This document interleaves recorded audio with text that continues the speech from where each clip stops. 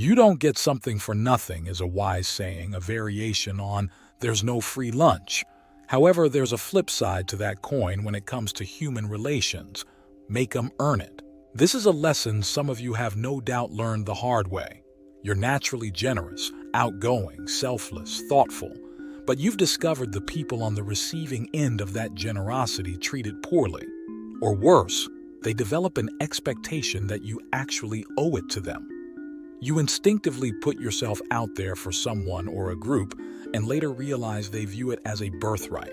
You volunteer or join an organization, association, or club without them having to prove themselves, then find they don't value your presence. Why? Because they didn't earn it, and people typically don't appreciate what didn't cost them anything. In some ways, life is really economics. Your kindness, loyalty, and openness are commodities. What you demand of others in exchange for it often enough determines its value in their eyes. Whether or not it is of high value is a separate matter. If you are polite but withdrawn, they will regard your rare, outgoing moments as valuable. If they must invest time and effort to gain a bit of your attention, they'll be less likely to waste it. This is in part, I think, where the whole chicks dig jerks thing comes from. Jerks give the impression that their kindness or tenderheartedness are prizes to be won or earned because they're rare and thus valuable. They withhold compliments and offer negs instead. So when they offer small tokens of affection, it's treasured, even if it's just a bag of Skittles. Nice guys, on the other hand, give that all out freely at no cost, which is why they're considered boring and unworthy of respect. The same with parents who treat their kids like garbage, and yet, decades onward, their children will still desperately crave the approval they never got. It's also healthier for men to make them earn it by conserving that side of themselves rather than hand it out like free samples at a Costco store. It's why a lot of seemingly rough-edged tough guys deep down have a soft side, while nice guys have repressed rage. Nice guys want to be liked and appreciated, yet their willingness to give out for free what they want people to value merely cheapens it. The tough guy, on the other hand, acknowledges that part of him must be parceled out selectively. But men, to some extent, have this same dynamic when it comes to other men. If a man is stoic, we have a natural desire to take an emotional reaction from him more seriously than the guy who runs at a high emotional temperature. If he is a man of few words, we listen more carefully when he speaks. A teacher of mine once said he hated common use of profanity, not because he was above it, but because it cheapened the effect when he needed to use it to make a point. Marx's labor theory of value is obviously garbage, but there's something to be said about the amount of work a man has due to gain something, perhaps because it then represents something more than just the goal itself, but how the struggle made them better. This phenomenon is articulated well in the novel Starship Troopers by Robert Heinlein. It is a thinly disguised political philosophy book, but it still has some great quotes.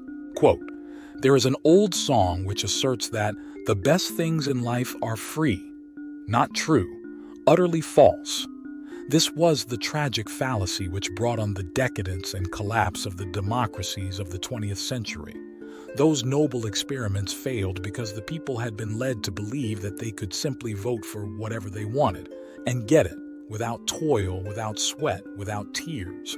I fancy that the poet who wrote that song meant to imply that the best things in life must be purchased other than with money, which is true, just as the literal meaning of his words is false. The best things in life are beyond money. Their price is agony and sweat and devotion. And the price demanded for the most precious of all things in life is life itself, ultimate cost for perfect value." Unquote. Make 'em earn it is a major theme in Heinlein's treatise. In the Federation, everyone is born a civilian, but to exercise rights such as voting and holding public office, one must become a citizen and go through some form of service first to demonstrate that they deserve them and have skin in the game. Citizenship is an attitude, a state of mind, an emotional conviction that the whole is greater than the part. Under our system, every voter and office holder is a man who has demonstrated through voluntary and difficult service that he places the welfare of the group ahead of personal advantage. This phenomenon also explains the malaise many young Western men experience today. We're often told that we have no reason to be unhappy because of how affluent and wealthy we are compared to our ancestors, how easy and effortless it is to do things. But precisely for that reason, many of us are in fact discontent with modern life. We have things we didn't earn that are there because of other people who are long gone.